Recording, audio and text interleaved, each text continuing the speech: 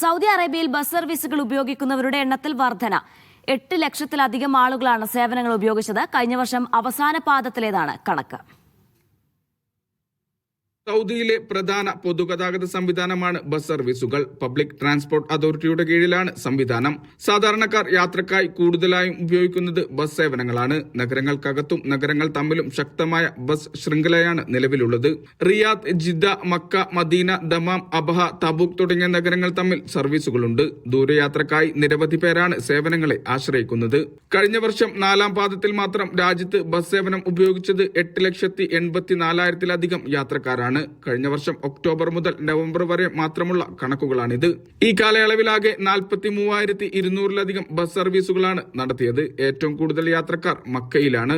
ഇവിടെ 2,59,600 പേരാണ് സർവീസ് ഉപയോഗപ്പെടുത്തിയത്.